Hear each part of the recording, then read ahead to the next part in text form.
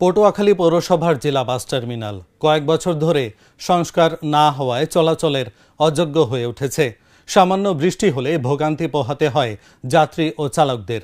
Terminal জুড়ে শুধুই খানাখন্দে ভরা, অথচ প্রতিদিন এই টার্মিনাল থেকে শত শত যাত্রী দেশের বিভিন্ন জেলায় যাতায়াত করেন।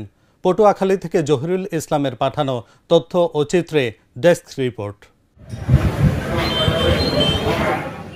বছরের পর বছর সংস্কার না হওয়ায় পটুয়াখালীর জেলা বাস টার্মিনাল জুড়ে এখন শুধুই খানাখন্দ আর কাদাপানি। বর্ষা মৌসুমে এই অবস্থা আরও ভয়াবহ রূপ নেয়। কাদাপানির ভেতর দিয়ে চলাচল করা শুধু কষ্টকর নয়, ঝুঁকিপূর্ণ।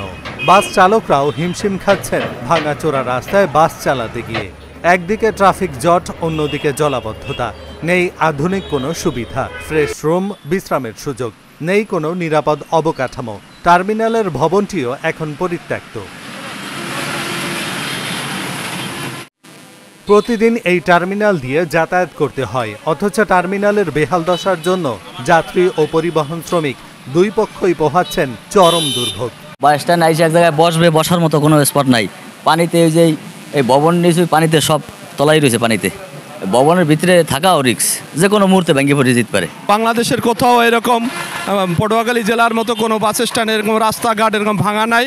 তবে যত দ্রুত এই পটুয়াখালী জেলার বাস স্ট্যান্ডটা অতি তাড়াতাড়ি মেরামত করা দরকার এবং রাস্তা প্রশস্ত করা দরকার। বর্ষার কারণে অনেক রাস্তায় আমরা আসছি তো অনেক দূর থেকে, গ্রাম আমাদের কমলাপুর ইউনিয়ন, কমলাপুর থেকে আসছি।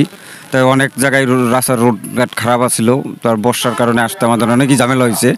আমাদের বাস স্ট্যান্ডের মেন সমস্যা বিল্ডিং পুরাতন হয়ে গেছে, ভিতরে পানি নাই, বিদ্যুৎ নাই, টয়লেট খারাপ, তারপর মানুষজন আসতে পারে না। বাস স্ট্যান্ডের পরিস্থিতি খুবই খারাপ।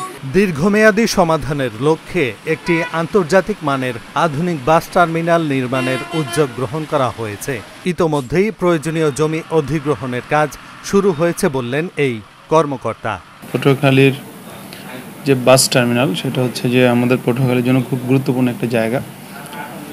আপনার অবগতির জন্য জানানো যাচ্ছে যে এই পটুয়াখালী বাস স্টেশনে আমাদের ইতোমধ্যে সিটি সিআরপি একটা প্রজেক্ট রয়েছে, যে প্রজেক্টের আওতায় আমাদের একটা বড় খুব ভালো মানের, আমরা বলবো যে আন্তর্জাতিক মানের একটা বাস স্ট্যান্ডের ড্রয়িং ডিজাইন হয়েছে এবং যেটা ডিপিপি অনুমোদন আছে।